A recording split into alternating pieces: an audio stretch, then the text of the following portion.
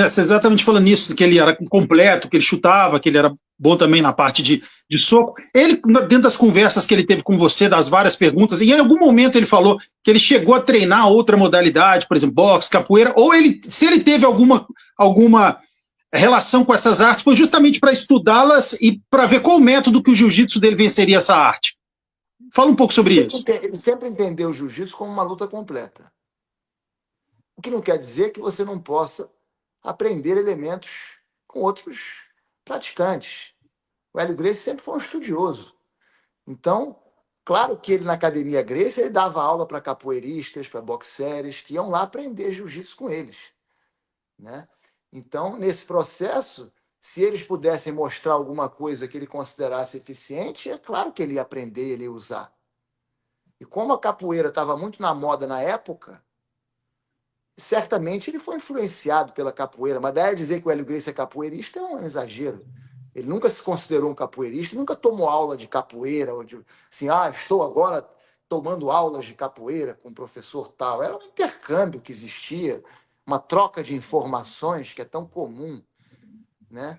Mas não há nenhum registro que o Hélio Gracie estava tomando aula de boxe ou aula de capoeira. O único que nós sabemos que ele realmente tomava aula, que ele me contou, foi de judô, com um professor chamado Tadá, na década de 40, lá em Teresópolis, que ele conheceu um japonês que ele achou muito bom de queda, e ele queria aumentar o conhecimento dele de queda. E o judô é uma especialização nas quedas, então ele tomava aula com esse Tadá. Então ele não tinha nenhuma vergonha de dizer quando ele tomava aula, quando ele aprendia. E eu perguntei para ele especificamente, você tomou aula de boxe? Não, nunca tomei aula, mas eu treinava boxe com o pessoal lá na academia, a gente botava luva, e eu sempre fui muito bom de distância, de golpe de vista, como ele chamava, e chute também. Ele achava, inclusive, ele incentivava a gente a treinar chute, a treinar soco.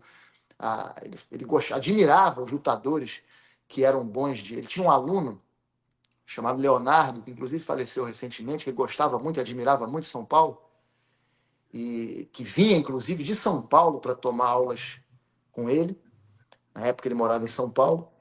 E ele admirava muito esse Leonardo. E ele fazia um estilo de jiu-jitsu lá em São Paulo, que também tinha muito golpes traumáticos, e ele chutava muito bem. E aí ele via aqueles chutes e falava, poxa, que chutes bacanas, eu também sabia chutar assim, é importante isso. Então ele tinha muita admiração por qualquer técnica que funcionasse numa briga.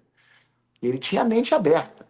E essa academia lá da Marquês de Abrantes era um celeiro de lutadores. Então, claro que existia uma influência da capoeira, que era muito comum, muito popular na época, do boxe, né? Sem dúvida. Mas daí a dizer que o Hélio Gracie tomou aula de capoeira, foi capoeirista, isso é um exagero.